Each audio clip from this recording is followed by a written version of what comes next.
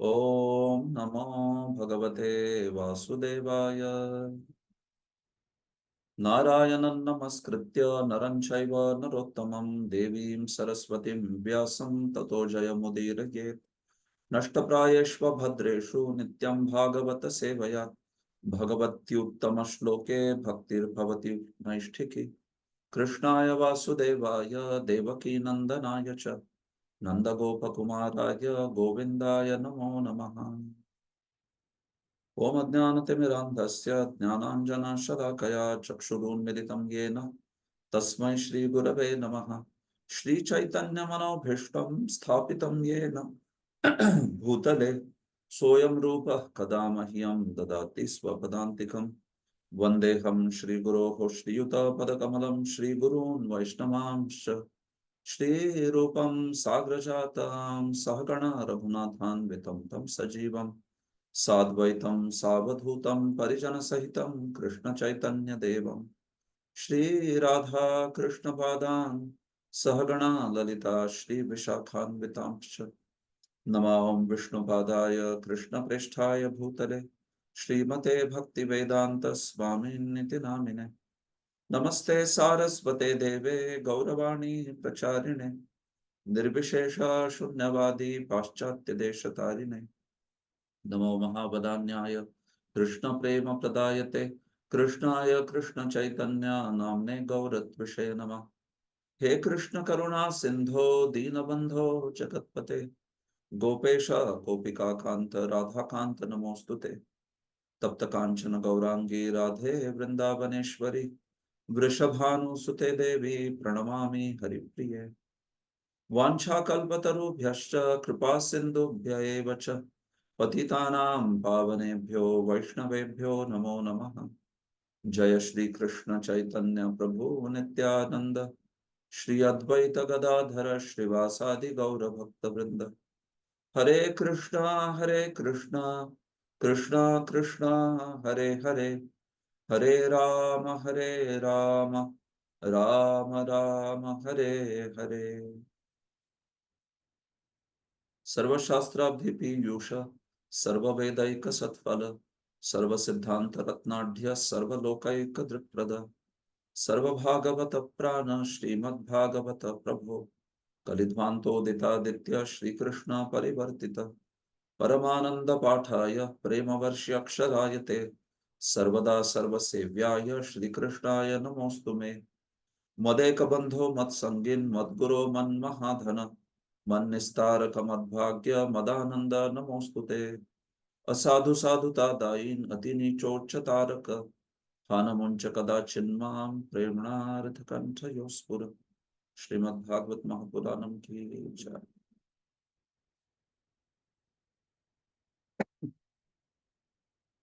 Hare Krishna. So welcome all of you in today's session. First of all, thank you very much for joining this course on 10th canto, a systematic study of 10th canto of Srimad Bhagavatam. So I welcome all of you in this course. And I also wish you a very, very wonderful Damodar month. We are beginning this study of 10th canto in the auspicious Damodar month, today being the first day. So it's a very wonderful occasion to begin the study of 10th canto. Uh, the topic of 10th canto is Ashraya, shelter, Supreme Lord, Samam Bonam. And this month especially is the month which is most dear to that Supreme Lord, where he performed so many wonderful pastimes that are described in 10th canto. So what an auspicious occasion to begin the study of 10th canto. In fact, in the Kartika Vrata, it is also very much recommended that we hear the pastimes of Sri Krishna with his beloved devotees in this particular month. We sing the Damodarashtakam, we offer him ghee lamb, the Deepa. And so, especially the aspect of embarking on such an effort as studying Srimad Bhagavatam 10th canto, it is actually most auspicious. This month is presided over by Srimati Radharani. So that's why Kartik Vrata is also known as Urja Vrata. So because Srimati Radharani, she gives that energy to all the devotees by which we will be able to serve Krishna.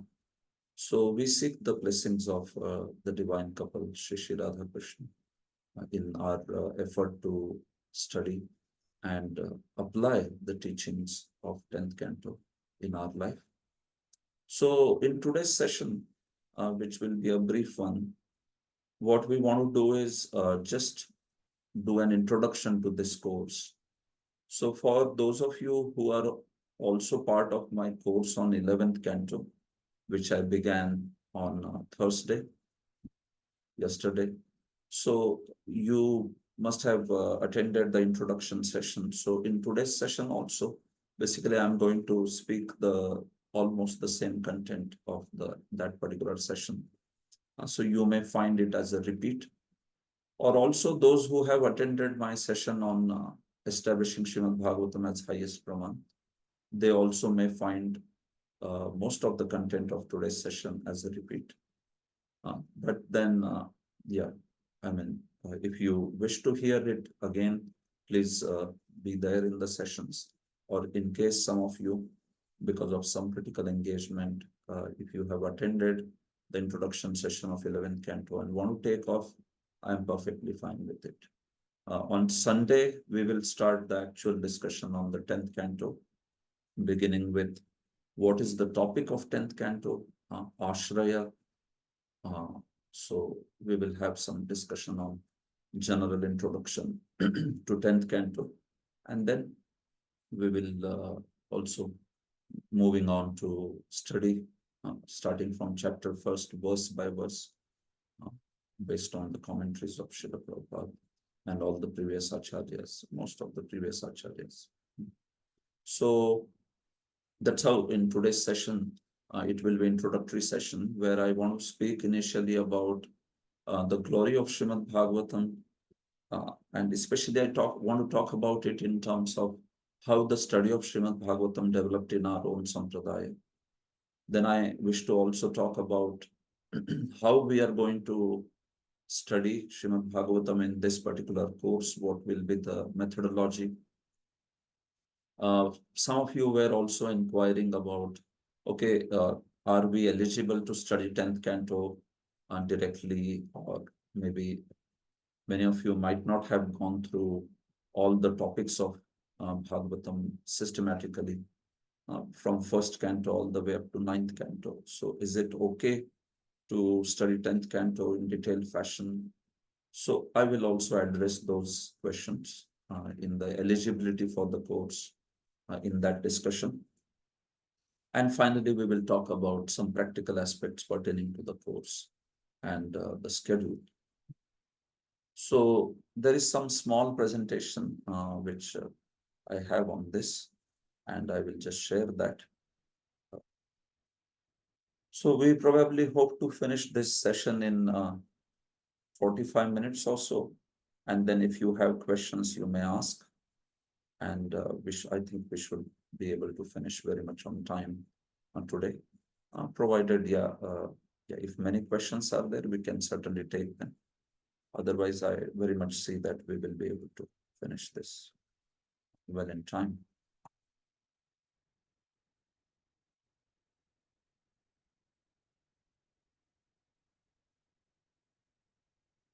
Okay, so you can see this is the course, systematic study of Srimad Bhagavatam 10th canto. As the title suggests, it's a systematic study. So you have thematic study and systematic study. Systematic study is the study in which we go text by text over scripture, over a book. While thematic study, it focuses on certain themes from the book. And, you may take one particular theme and then try to connect, or rather try to learn from all the various verses connected to that particular theme. Like you want to study Srimad Bhagavatam, and then, okay, Bhagavan, that's one theme in Srimad Bhagavatam, right? Who is Bhagavan? What are the characteristics of Bhagavan? What are the energies of Bhagavan? So now when you want to study by taking different verses from Srimad Bhagavatam for this theme of Bhagavan, so that would be a thematic study. Now this study is a systematic study where you begin from the first text, and then you move on text by text, understanding the contents. So that's how we are going to proceed in this particular canto for this study of 10th canto. It is based on commentaries of previous acharyas of Gaudiya Sampradaya primarily, but also some other acharyas who have written very beautiful commentaries on 10th canto. So I would try to share those thoughts also as we move ahead, especially on 10th canto. So much has been written. Bhagavatam itself is so much commented compared to other Puranas. Actually, there is no comparison only in terms of how much Bhagavatam, Srimad Bhagavatam has been commented upon by exalted acharyas. Hundreds of commentaries on Srimad Bhagavatam compared to just one or two commentaries on other Puranas. That's it.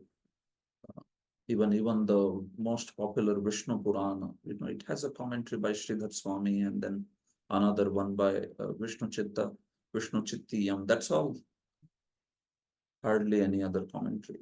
But Bhagavatam is like small, big, more than 170 commentaries.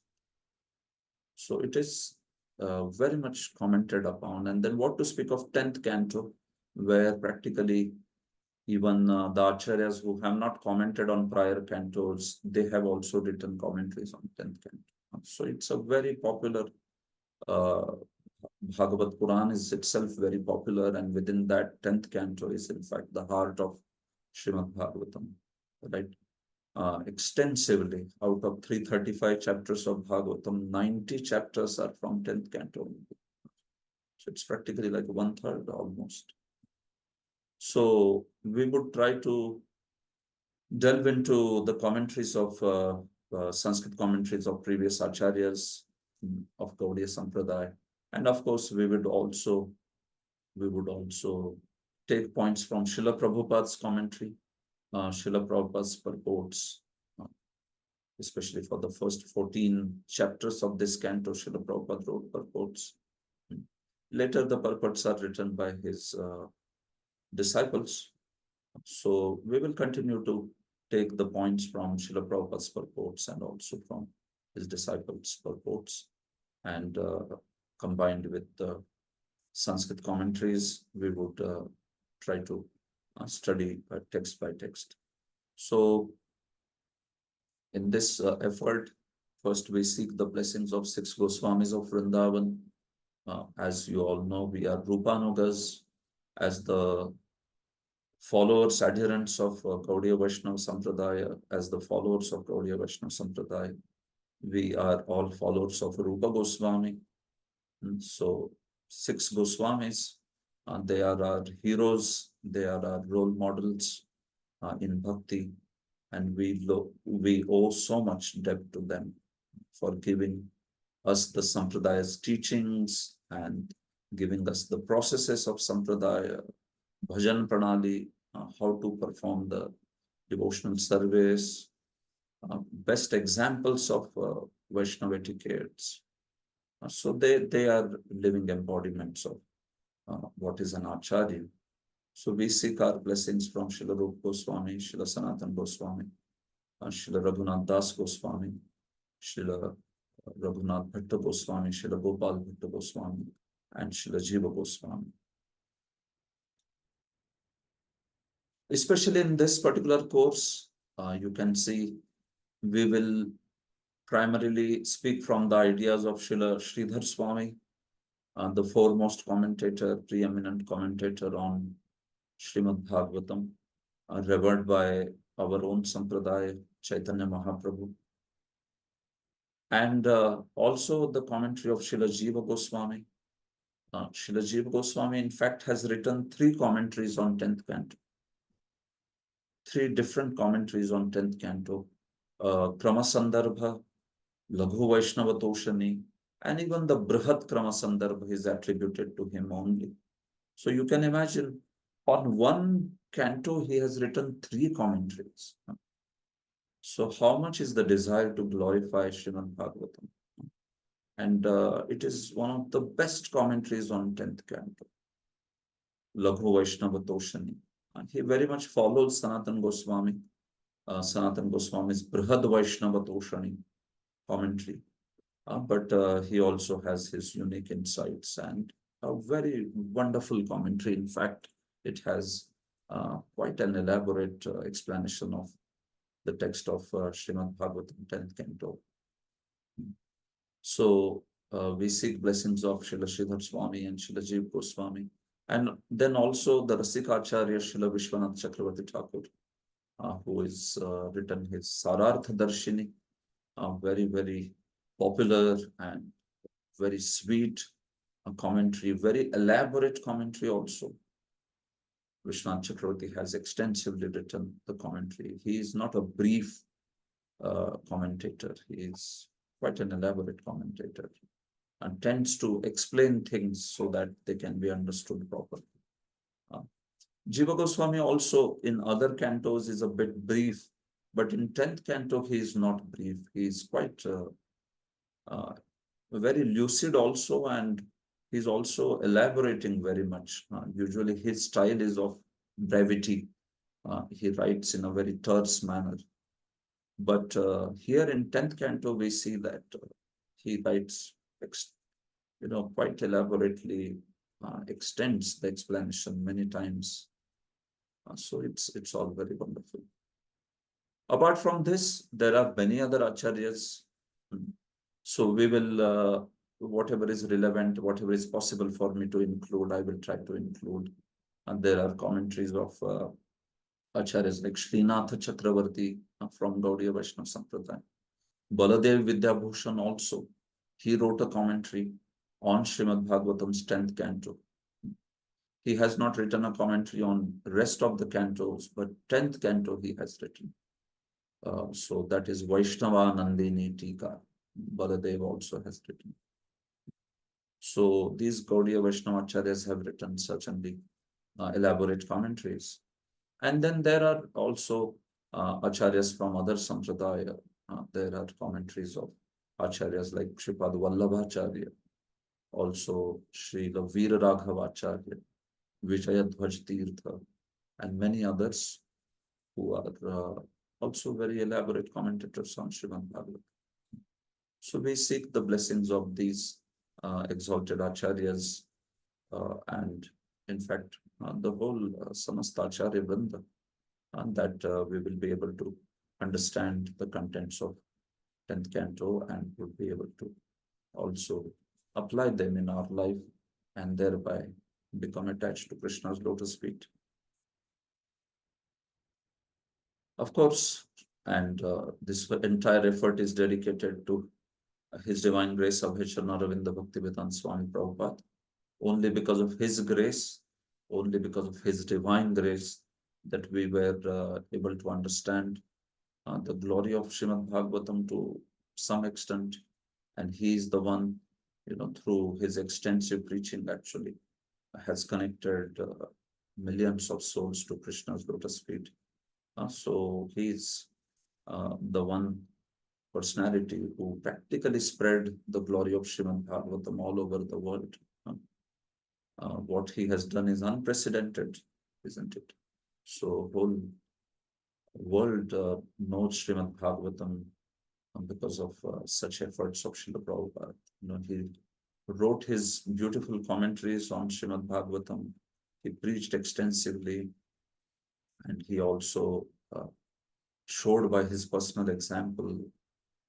He established the International Society for Krishna Consciousness, which offers such a great association to practice bhakti.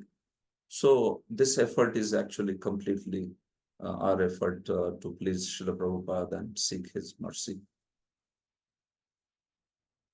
So outline of today's session, which I also mentioned at the beginning. So here we can see a brief introduction and history of Srimad Bhagavatam in Gaudiya Sampradaya. How to study 5 aspects of a traditional presentation. Who can study? The eligibility of the course we will discuss, and practical aspects of the course, where we will discuss about also the format of the course, the schedule, and other considerations. Okay, I guess Prabhu, Balabhadra Kripa Prabhu, is this issue with the whiteboard setting that I see some doodling on the PowerPoint presentation? Balabhadra Kripa Prabhu, are you there?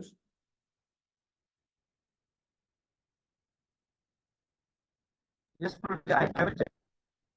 Yeah, please, you can see this setting, there is some issue, right? I think there may be some issue with the whiteboard setting, because I see that from your end, do you see that there is a lot of doodling that is being done on the PowerPoint? Some sketching, or you don't see that issue?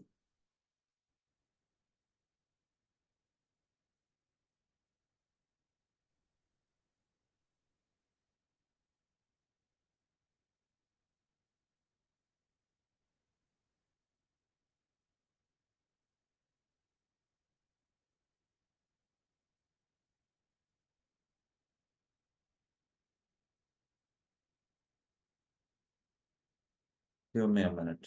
Just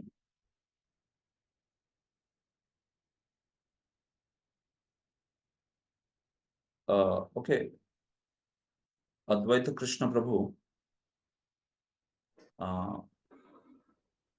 or anyone else, basically, you can, Sanatan Govind Prabhu, were you seeing an issue with the PowerPoint, Prabhu? Yes, Prabhuji, we can No. see. Yes, sir. We can see them. Yes, sir. Somebody has done. Okay. One devotee has done, and I also requested him to do. Okay, fine. So because, yeah, I'm not sure, it will be quite disturbing if it continues. So maybe Mahatseva Prabhu, Balbhadra Kripa Prabhu can turn off. In the presentation, Balbhadra Kripa Prabhu can turn off. okay. yes, Prabhu, in the presentation it was there. So now because presentation is not there, so devotees are saying we don't see. But when presentation was on, then we were able to see what it was doing. Prabhuji, he should turn on whiteboard only for a host initiated. Balbhadra Kripa Prabhu. Okay, Panduk Sharan Prabhu, I'll make you a co-host. Can you do that? Okay. 1 second. Okay. He has done, I think. All right. Done, Prabhuji. Okay, thank you so much. Thank you so much. Hare Krishna. I'm sorry for the disturbance. There was the issue of setting. Okay, so history, brief introduction and history of Srimad Bhagavatam in Gaudiya Sampradaya. So we begin with, on this topic, we begin with basically a discussion on 3 topics of Vedas, Kandatraya. As you all must have heard, when we talk about Vedas, and why are we beginning with Vedas? Because we are all followers of Vedas. We follow the Shabda Pramana, Apaurusheya Shabda Praman, which is the Vedas. So as followers of Apaurusheya Shabda Praman, meaning Shabda Praman originating directly from the Supreme Lord, right? A Shabda Praman of this world, it may be having a lot of faults, but Apaurusheya Shabda Praman, a Shabda Praman which is coming from Krishna, is faultless. So Vedas, we all are the followers of the Vedas. Now, by followers of Vedas, we mean in the extended sense. Actually speaking, we are followers of Srimad Bhagavatam, especially Pauranikas. But then Srimad Bhagavatam is also explanation of Vedanta. So we are Vedantists also. So we belong to Vaishnava Vedanta. So if someone asks us, okay, well, who are you amongst the, are you Smartas? Are you Shaktas? Are you Nyayikas? Or Sankhyites? Who are you? So we are actually Vedantis. We are Vedantists. But the Vedant that we follow is Vaishnava Vedanta. And it is based on Srimad Bhagavatam. So in that sense, we are Pauranikas. We are followers of the best Puran, Srimad Bhagavatam.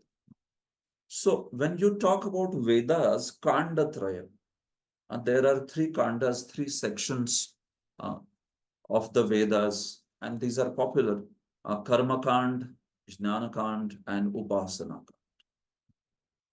So these three sections of Vedas, they correspond to three different paths that are spoken within the Vedas.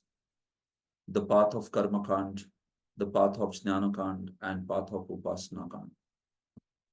So when we talk about path of Karma Kand or Jnana Kand, Upasana Kand, we have to talk in terms of sadhya and sadhana. We have to talk about what is the process in that path and what is the goal. Sadhya, objective, sadhana, the means. So Karma Kand path is the path where the process is performing the ritualistic sacrifices. Sadhana is Vaidika yagyas, the yajnas, which are Vedic sacrifices. And the process, so this is the process, and the goal to be achieved is the fulfillment of material desires.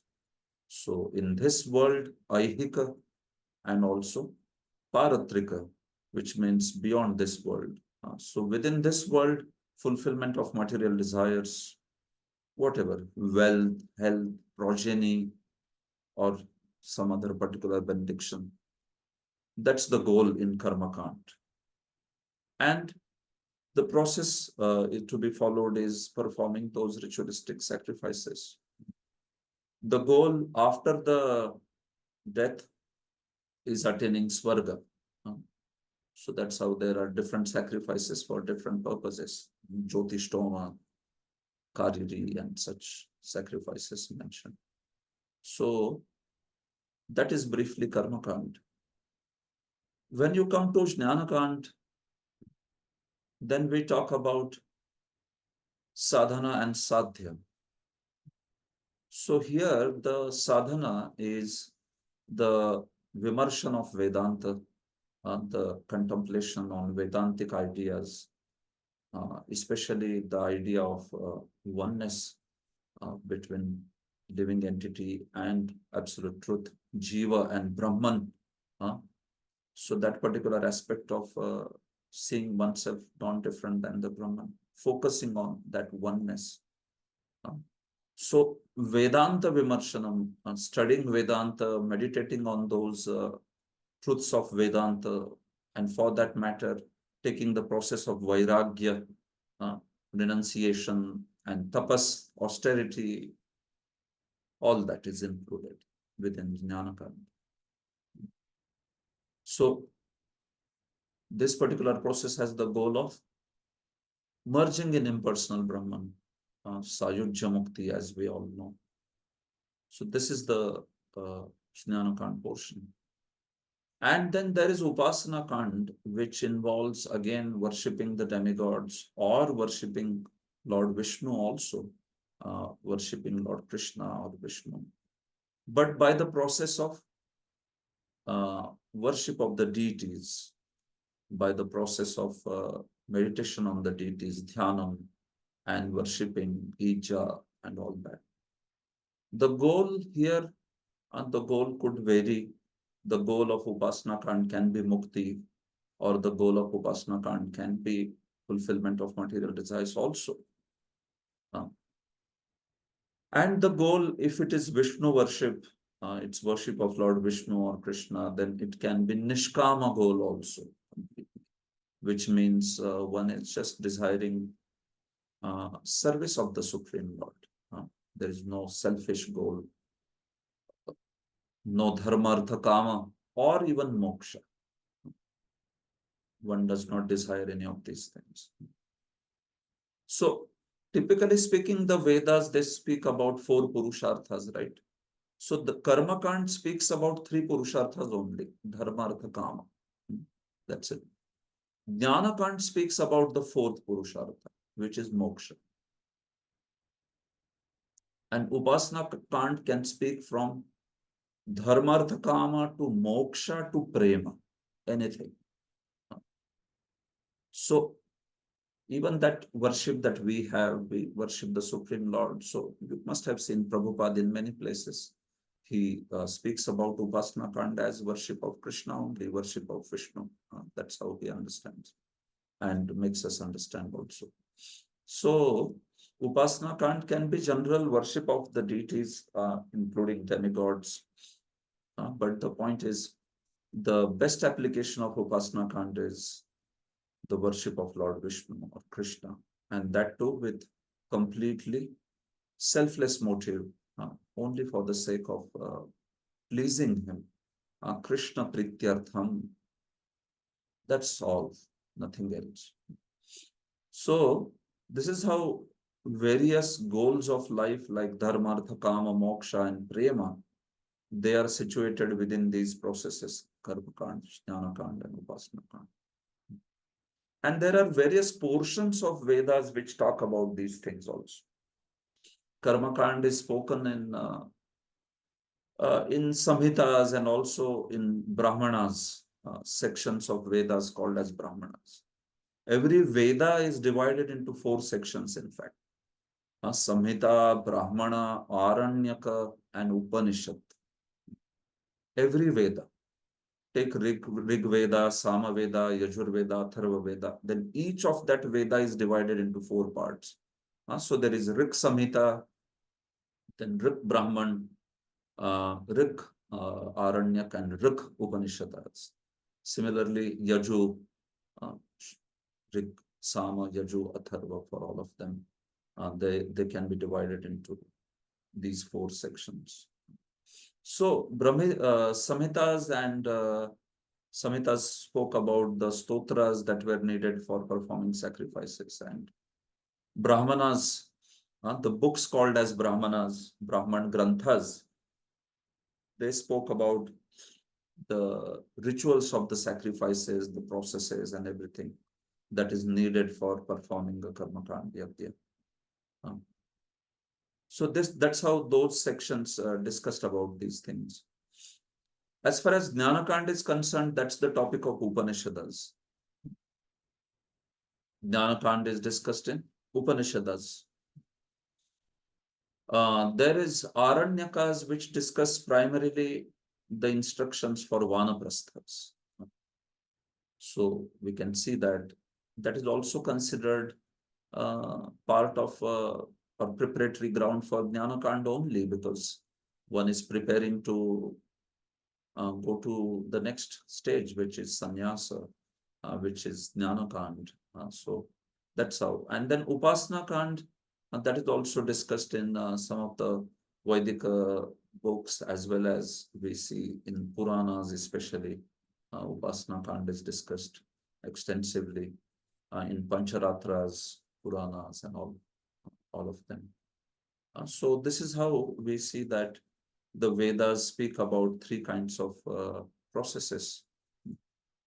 And these 3 processes, they were prominently there in Vedic times, certainly.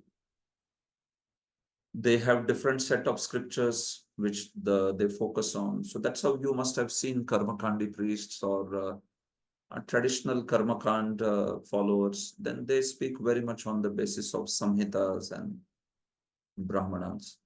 But Jnana Kanda, they speak primarily on the basis of Upanishads. Right? So Jnana Kanda, like Sankaracharya, he based all his philosophy on Vedanta. which is Upanishads. Upanishads are all called as Vedanta because they are studied by the final stage of Varnashrama, which is sannyas. These talk about moksha. And by those followers of Jnanakand, the Karmakand ideas are often they are disparaged, or they are seen to be not the real conclusion of the Vedas, isn't it? Athato Brahma Jidnyasa. That's the first sutra in Brahma Sutras. And it is talking about that aspect of going beyond Karmakand. Atha and Ataha shows that now that we have already studied the karma portion, Karmakand portion, Karma Mimamsa, and Ataha, and we have understood that it can never lead to actual pleasure. That's the meaning of those words, Atha and Ataha. So inquire about Brahman, Jnanakand, this way. So that's how Jnanakand focuses on Upanishads. And especially within Upasana Kand, we see that Vaishnavas, followers of Vaishnava Sampradaya, they focus on Puranas and Mahabharata Itihasas. Especially within that Gaudiya Vaishnavas, we focus on Srimad Bhagavatam.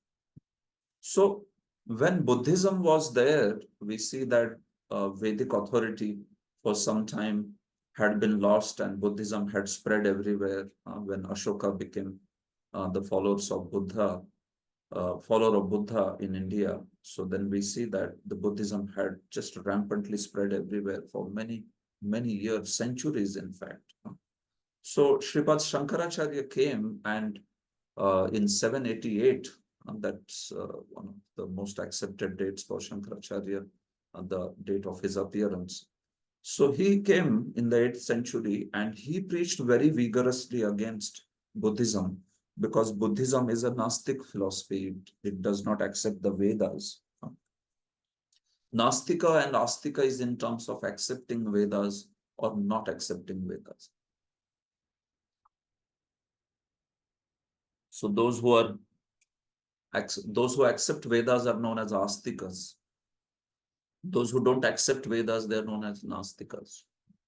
So Buddhism, Jainism, and Charvakism, these are Nastika darshanas, while darshanas meaning philosophy. These are philosophies which are non-Vedic philosophies. So that's what they are called.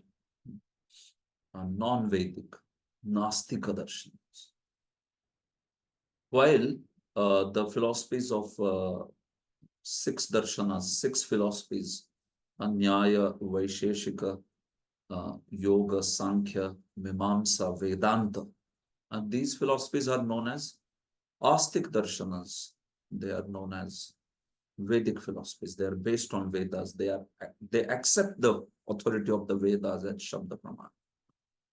So that's how we see that these 2 philosophies are there. So because Buddhists rejected the authority of the Veda, so Shankaracharya came and he re-established the authority of the Vedas by his vigorous preaching, by defeating many of them Buddhists in the debates, and also through other powerful means. He basically re-established the authority of the Vedas. But because Shankaracharya came with a certain purpose, so we see that he spoke primarily on the basis of Jnanakand. So Jnanakand, because it is based on Upanishads, so it has these statements which talk about difference between the Jiva and Brahman, living entity and Supreme Lord. Or they also talk about identity. In fact, they talk more about identity. The difference between Jiva and Brahman is very less talked about. It talks more about the aspect of oneness, because it is for that purpose of path of jnana, where you want to focus on that oneness rather than difference and attain moksha, sayuja mukti. So when Shankaracharya preached very vigorously, what happened was, obviously Jnanakand scriptures, which means Upanishads, Vedanta, and Brahma Sutras, which is summary of Vedanta. That became the most prominent scripture. Shankaracharya, in his short lifespan, he preached very vigorously. So he brought back the Vedic authority, but fallout of that preaching was also that the Upanishads became the most prominent. All other traditions, they took a backseat. Karma Kand, or even the paths of Upasana Kand, Vaishnavas, they went into background, and what came in foreground was the Advaita Sampradaya, Mayavad Sampradaya, and the teachings of Mayavad, Shankaracharya's followers, and also different versions of that Advaita. So this is how we see that it was a mixed effect, bringing back Vedic authority, but at the same time, the whole focus came on teachings of Upanishads and oneness of the Jiva and Brahman. So other scriptures, they went on in background. Books like Puranas or Srimad Bhagavatam, Mahabharata, and all of them, they were not seen to be so much books of intellectuals. Shankaracharya never disrespected Puranas or anything like that. He never said that they are not important or they are not authentic. And these ideas are only coming later. And these ideas are by later people, not by true followers of Shankaracharya or Shankaracharya himself. So that's how. So Sripad Shankaracharya, when he spoke on the basis of Upanishads and spoke about oneness between Brahman and Jiva, so this whole thing sort of gave very great importance and overemphasis for Upanishads. Especially Upanishads is fine, but overemphasis on the oneness mentioned in Upanishads.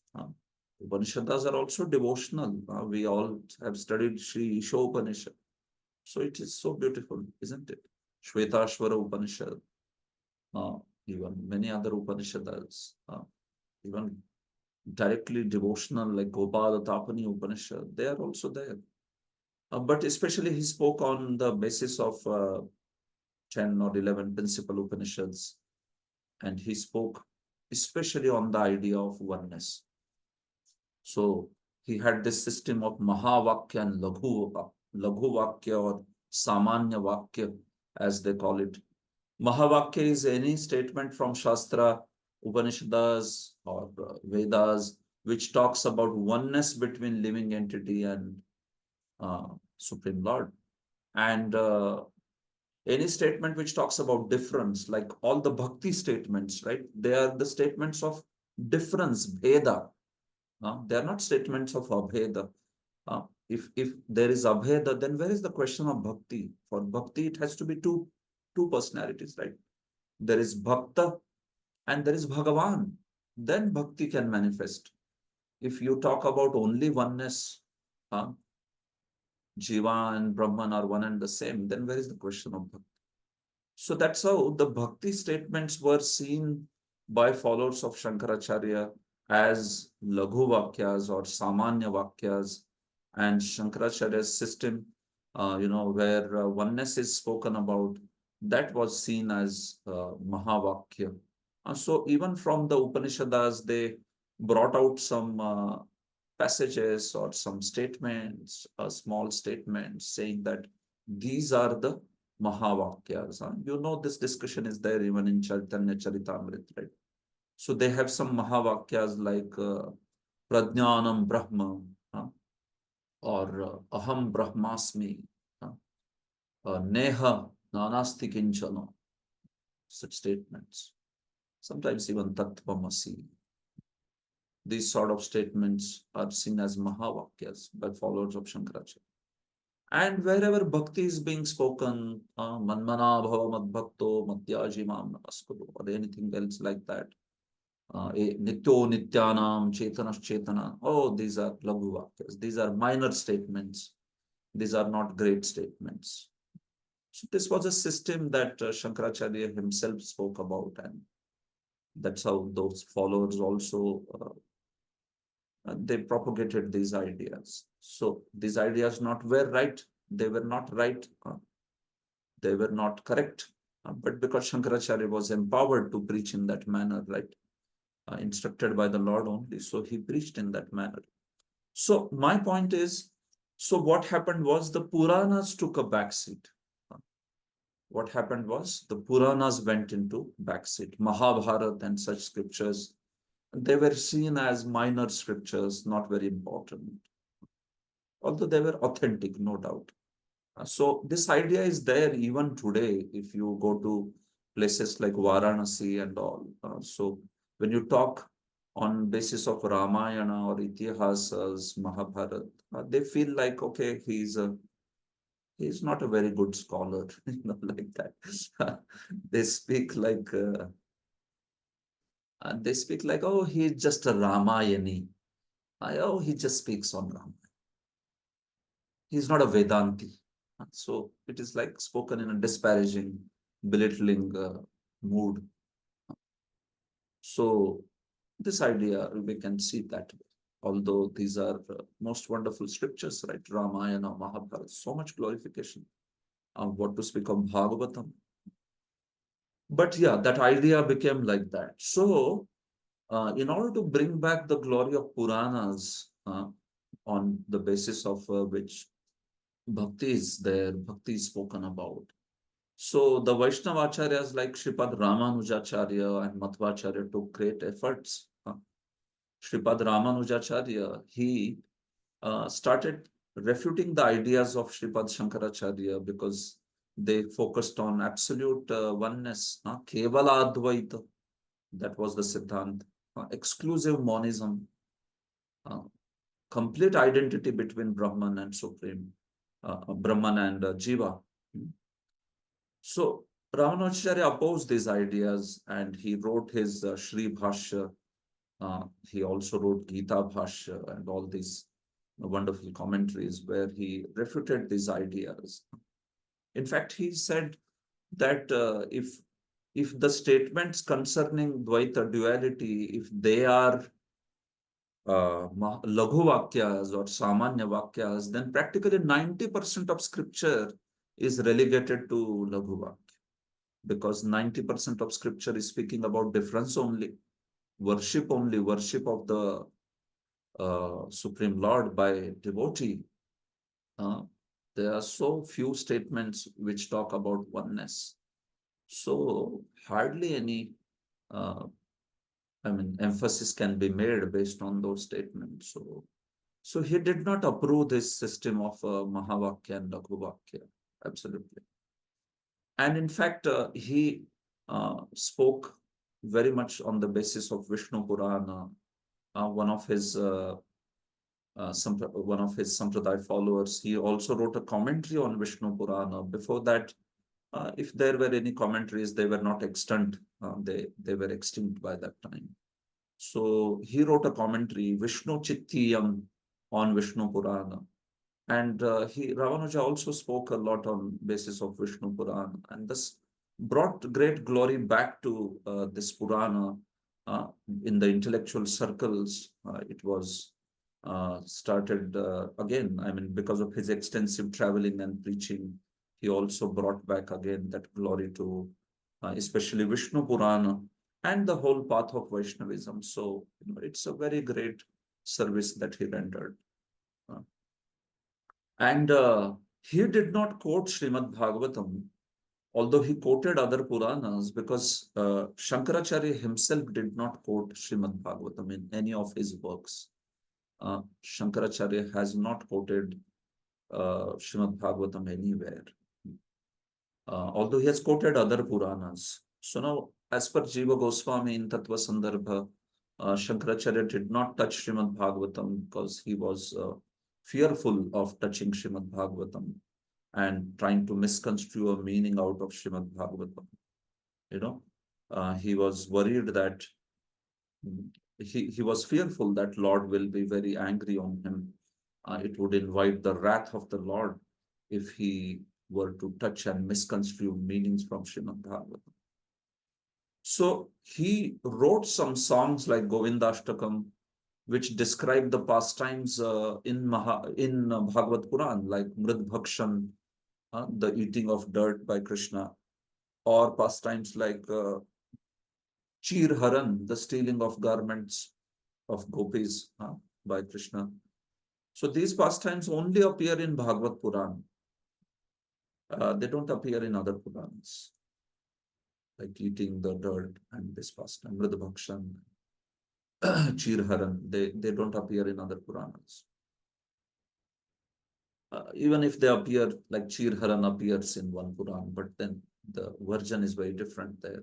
So anyway, the point is Shankaracharya has glorified these pastimes in Govindashtakam and all that, but he did not quote Bhagavatam. And because he did not quote Bhagavatam, so Sri Sampradaya scholars, they say that Ramanuja also did not quote Bhagavatam. In none of his works, we see the mention of Srimad Bhagavatam, because he just stuck to the pramanas which Shankaracharya used, Purva Paksha Pramanya. He just used those books which were used by his opponent, in the sense the opponent ideology, which is Kevala Advaita, Purva Paksha Pramanya. So you can see from Upanishads or from oneness of the Upanishads, the spotlight is being brought back to Puranas, the ideas of Vaishnava philosophy based on Puranas. And then came Madhvacharya. Ramanujacharya is 11th century, Madhvacharya is 13th century. Ramanujacharya's appearance is 1016 AD. Madhvacharya's appearance is in the 13th century. So these personalities, then they came, and especially Madhvacharya, he not only continued the efforts of Shripad Ramanujacharya establishing Vaishnava Mata, but he also brought back a great spotlight on Mahabharata and Srimad Bhagavatam by writing commentaries and discussing them and establishing them in the intellectual circles. He wrote Mahabharata Tatparya Nirnay, and he also wrote Bhagavat Tatparya Nirnay.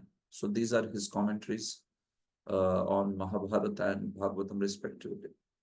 And through these commentaries and propagation of these teachings, he brought a lot of intellectuals, Trivikram Panditacharya, Shobhan Bhatta, and many of them were like, prodigious intellectuals. They were formidable acharyas in their own line. But Madhvacharya, he convinced them, he defeated them in debates and convinced them to accept the path of Vaishnavism. And then they became devout followers of Sri Madhvacharya. So this is how we see that Madhvacharya also brought back the glory and brought the spotlight on Bhagavad Puran, in fact, Mahabharata and Bhagavad Puran, while also continuing to preach the message of Vaishnava Siddhanta.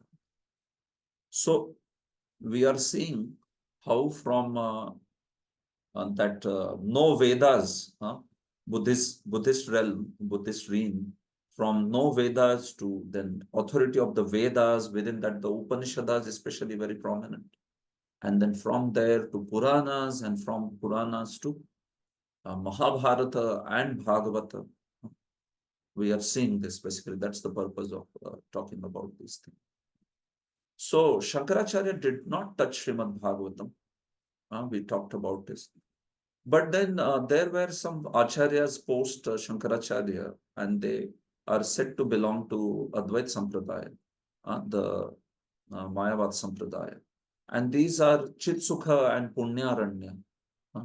So these commentaries like Chitsukha and Punyaranya, they wrote commentaries on Srimad Bhagavatam. So you can see that Srimad Bhagavatam is certainly being recognized. And then that's how these personalities must have written commentaries, right? Otherwise, if it is not seen as something very important scripture. But then we see that by Vaishnava Acharya's preaching. So because this scripture started coming in prominence, so then there were commentaries of Advaitic scholars like Chitsukha and Punyaranya. on these, on Srimad Bhagavatam. So because Madhvacharya was worried, before Madhvacharya, these commentaries were there. When Madhvacharya appeared on the scene, Bhagavatam commentaries of Chitsukha and Punyaranya were there. And Madhvacharya was worried actually that Vaishnavas, if they continue to read from this commentary of Punyaranya, then they will develop a very wrong conclusion of Srimad Bhagavatam. You can imagine that same scripture, Srimad Bhagavatam, but then if the commentary is impersonal, so then whole purpose will be defeated of Srimad Bhagavatam, right? So that's why Madhvacharya wrote Bhagavat Tatparya Nirnay. And then there was another personality called as Vopadeva. He was a Maharashtrian scholar, and he wrote these three books, Hari Lilamrita, Muktaphalam, and Paramhams Priya, which were also works on Srimad Bhagavatam. And he popularized Srimad Bhagavatam very much. He was also a contemporary of Madhvacharya, and he very much popularized Bhagavatam. So Vopadev is quite a popular name when it comes to Bhagavatam. Srila Jiva Goswami also has quoted him in Sandarbhas for some purposes. He quotes also Vopadev, Hemadri, these people from the same era. So in this way, the Bhagavatam was coming under brighter and brighter spotlight.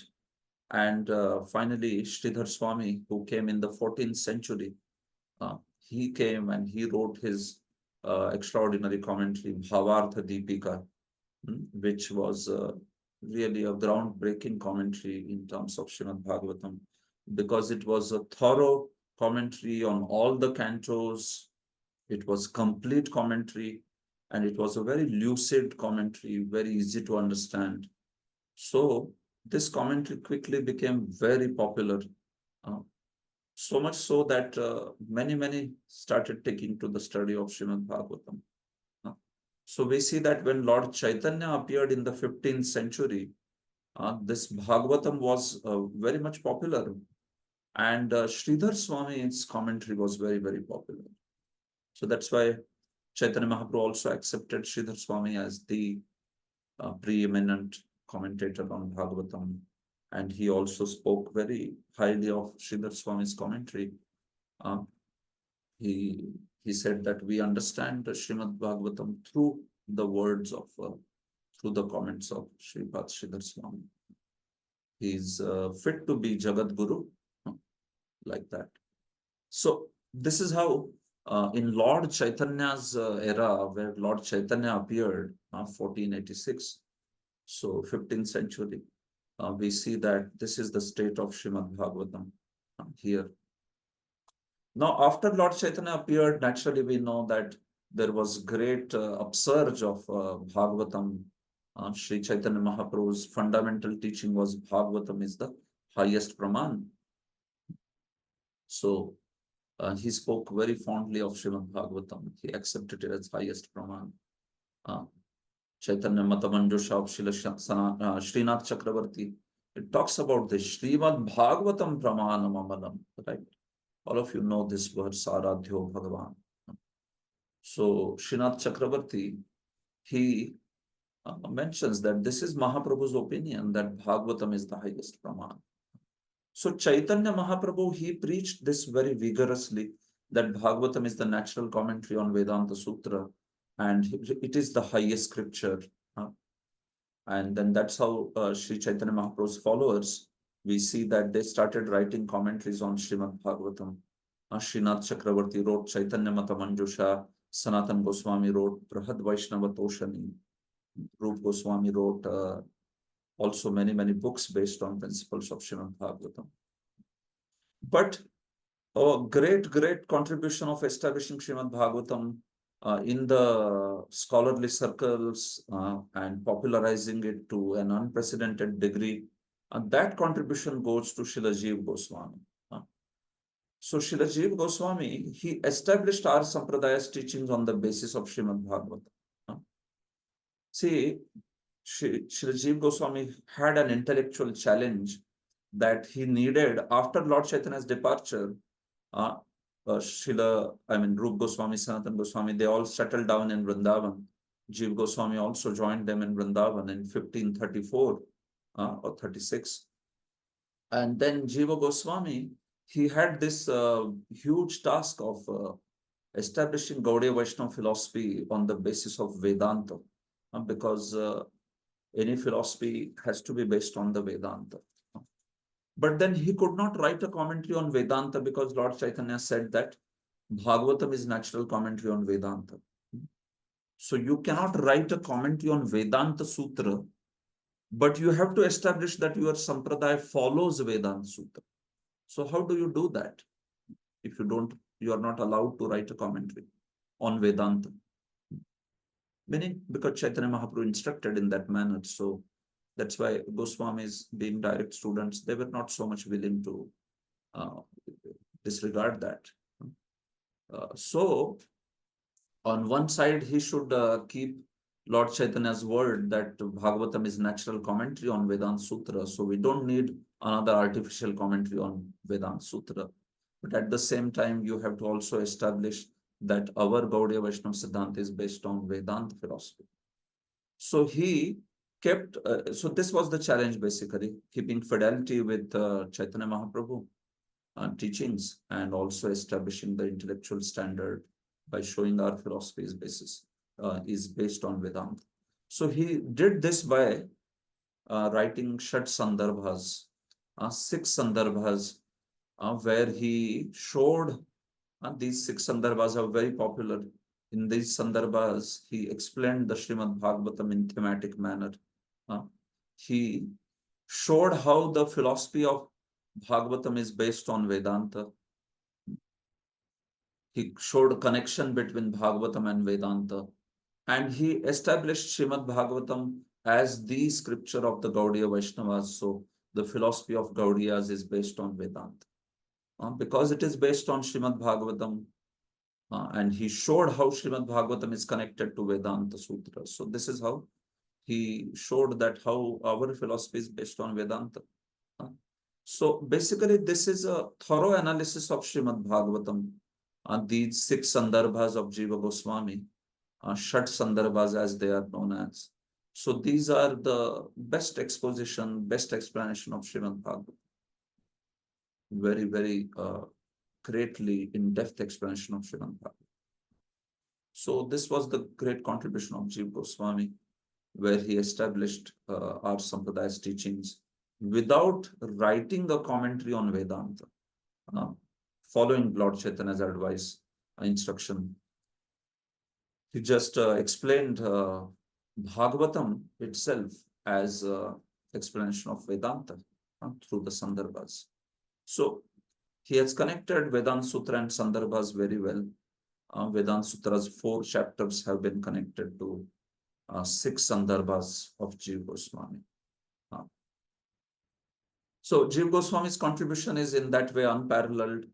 He wrote this Sandarbhas, which is considered to be like a tapestry. It's like an embroidery of Gaudiya Vaishnava Siddhanta by taking the threads of Srimad Bhagavatam's verses. You must have seen the embroidery, right? Embroidery takes the threads and then you weave a very beautiful pattern, tapestry, and then it looks so beautiful. So similarly, the threads that he used, they were the Bhagavatam verses. And by that, he has woven a very beautiful tapestry design of Gaudiya Vaishnava Siddhanta. This is how Sandarbhas. So the approach in Sandarbhas is thematic. Systematic is text by text, but Sandarbhas are thematic. So he explained Bhagavatam's topics in that manner. It was much better than any of previous efforts like Mukta Phalam of Vopadeva. He also wrote a Tika explaining this Sarva Samvadini. It is a commentary explaining Sandarbhas. In fact, he is so unparalleled that he has written a content of 400,000 verses. He is a prolific author in our Sampradaya. Very great. So Rupa Goswami is credited with writing about 100,000 verses. content worth 100,000 verses, but Jiva Goswami wrote 400,000 verses. So you can see by Rupa Goswami's mercy, he's written more than Rupa Goswami. He not only did this thematic study of Bhagavatam and presentation, but he also wrote systematic commentaries like Laghu Vaishnava Toshani, Krama Sandarbha, and Brihat Krama Sandarbha. He also wrote books like Gopala Champu, which explain the pastimes of Bhagavatam in correct order. So this is how we see that Jiva Goswami's effort, it brought a great glory and great position to Srimad Bhagavatam.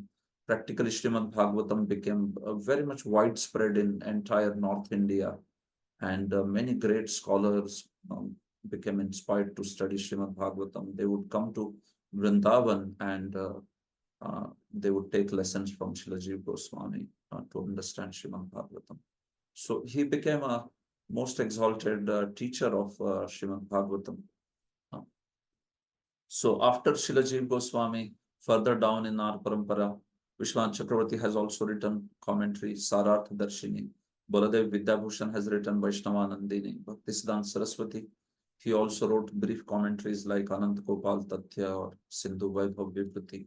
And finally, His Divine Grace Abhay Charnarvinda Bhaktivedanta Swami Prabhupada. He wrote his beautiful purports, Bhaktivedanta purports to Srimad Bhagavatam, right? Practically the commentary that has spread Bhagavatam all over the world.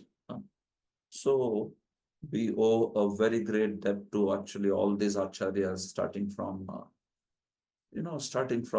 all the way Sripad Ramanujacharya, and then all the way up to His Divine Grace Srila Prabhupada, who has practically spread Bhagavatam all over the world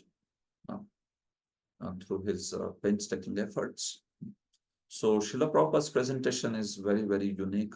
It combines the teachings of Bhagavatam, the philosophical expositions, along with the practical lessons, applications within today's world. So we see that Prabhupada's presentation created a revolution. So this is how this Srimad Bhagavatam has come to us. So this was about the glory of the scripture by historical approach. So much effort has been taken to preserve this and comment on this and give to the next generations the scripture. So it's our responsibility that we also, with whatever little capacity we have got, we learn the scripture and teach it to others and help in preservation of these wonderful teachings for eternity. So now I will finish just in 5 minutes. I'm done. I took probably a little bit more time than expected, but yeah, we are ending now. How to study? In these sessions, we want to go in traditional manner, where you see 5 aspects of a traditional systematic presentation: Vyakhyanam, Panchalakshanam, Padacheda, Padarthokti, Vigraho, Vakya Yojana, Akshepeshu, Samadhanam, Vyakhyanam, Panchalakshanam. This is from Parashar Upapuran, one of the Upapuranas, which talks about how to explain a text from a scripture. For that matter, any text actually. Yeah, here we are referring to Srimad Bhagavatam. So how do you give a Vyakhyanam? Vyakhyanam Panchalakshanam. Vyakhyana, exposition of a text, should have these 5 features. There are 5 characteristics in an exposition of a text. Padacheda, you separate the words of the text. Padarthokti, state the meaning. Vigraha, analysis of nominal compounds. Vakya Yojana, construction of the entire text. And okay, some issue with the PPT. The 5th one is Akshepeshu Samadhanam, which means the answering of objections based on this particular text. So we'll see as we go ahead in our studies, we will talk about these things. So you don't have to worry about these terms and what do they mean exactly. It is straightforward. As we go ahead, I will try to show these aspects. What is an objection, akshepa, and what is samadhana, and what is vakya yojana, and all that. Okay. Who can study? Coming to the eligibility of the course, well, the sincere desire to hear, that's the first qualification. Shushrushu, Bhagavatam also, first canto, second chapter, the second verse mentions, right? Ishvaro sadyo varudhyate tra prithibhi shushrushu istatsha. So first and foremost is the sincere desire to hear. That's the entry. The faith, Shraddha, that Krishna is Supreme Personality of Godhead and that bhakti is the process to attain Him. And this is a must, especially if you want to study Srimad Bhagavatam 10th canto. It is a very exalted subject matter. It is the face of the Supreme Lord, right? So, Srimad Bhagavatam's 10th canto being exalted subject matter. So this faith, implicit faith of accepting Krishna as Supreme Personality of Godhead and knowing that bhakti is the process to attain Him. Prema, that's the goal of life. And this Shraddha is also needed so in order to understand and appreciate and relish these pastimes. The regularity and Nityam, Shinvata Shraddhaya Nityam Granatascha Swacheshtitam, Bhagavatam also says, Kalena Nati Dirghena Bhagavan Vishate Radhi. So the regularity is also must. If you just attend or hear these lectures on off mode, then you may feel there is no link, or you might not get the link, and then you may lose interest. So you may not be able to come in live sessions all the time. You may miss some because of your engagement, but then you make sure that you hear the recordings so that the link is maintained, so that the topic for you is not disconnected. So regularity. And finally, the sincere desire to attentively hear and also practice it submissively in our life. So that is Sushrushu again. Prabhupada talks about this attention and submission, right? One can conquer, one can hold Krishna within his heart. So Sushrushu, to begin with, it is desire to hear, but to actually practice Sushrushu means that one is very serious and attentive in matter of hearing Bhagavatam, and one is also very submissively trying to practice it in his life, his or her life. How much prior knowledge is expected here? How much prior knowledge of other cantos? Well, you can see, I am expecting that in this course, there are students who have thoroughly studied Bhagavad Gita. So I hope the concepts of Bhagavad Gita are very clear to all of you. So that is an expectation from you. Also, they should have read the book Krishna, the Supreme Personality of Godhead. Prabhupada wrote this beautiful summary study of 10th canto. So everyone here, they should have at least once gone through the book Krishna, the Supreme Personality of Godhead, so that you are aware of the contents in a generic sense.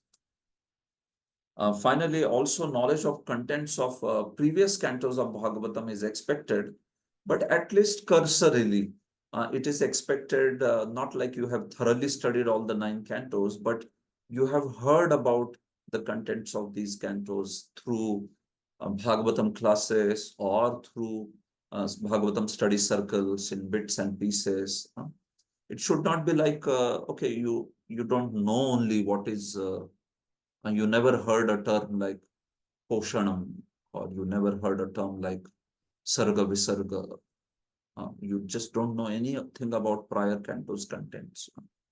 So I'm sure most of you who have been hearing Bhagavatam from long time, so naturally you are aware of these contents. Although you may not have studied them verse by verse directly from 1st to 9th canto, still it is okay if you are at least aware of the contents of Bhagavatam in this manner. Then it's okay to attend this course where we will go verse by verse in detail. And finally, you also have to be patient enough to study systematically text by text.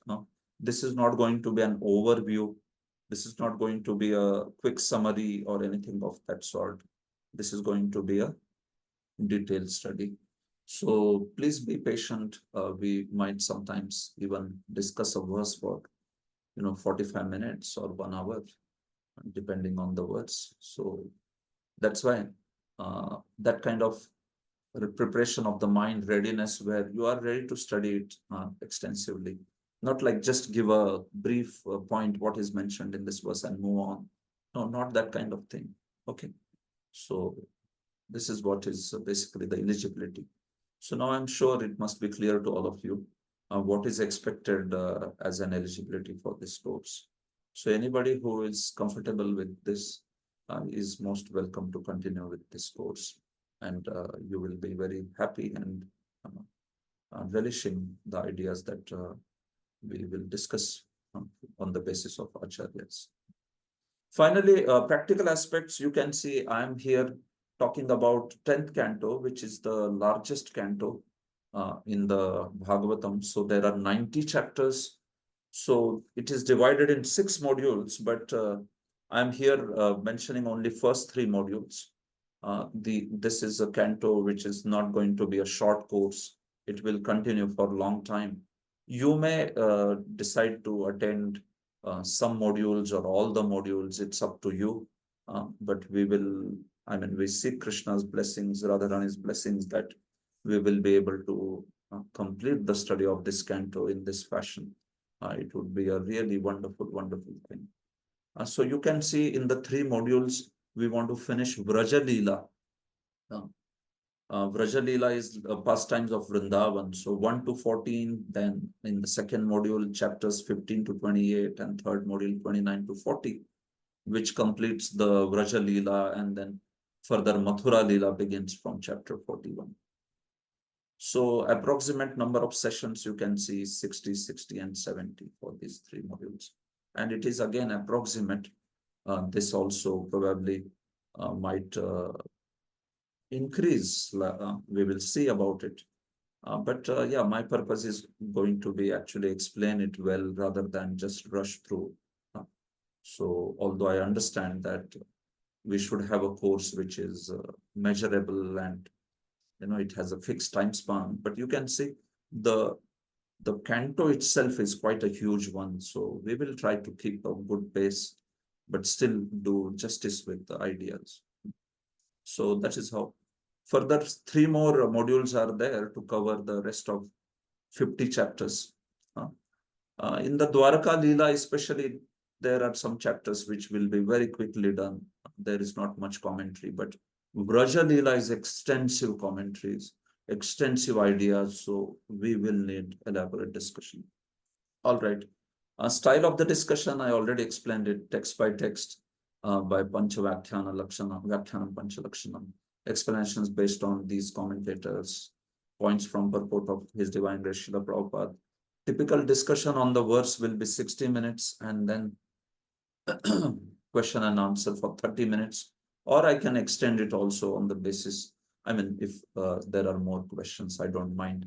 But first 60 minutes, I'm going to talk because we can cover a set of verses, and then only I open the floor for question answers. Hare Krishna. Thank you so much. So here I stop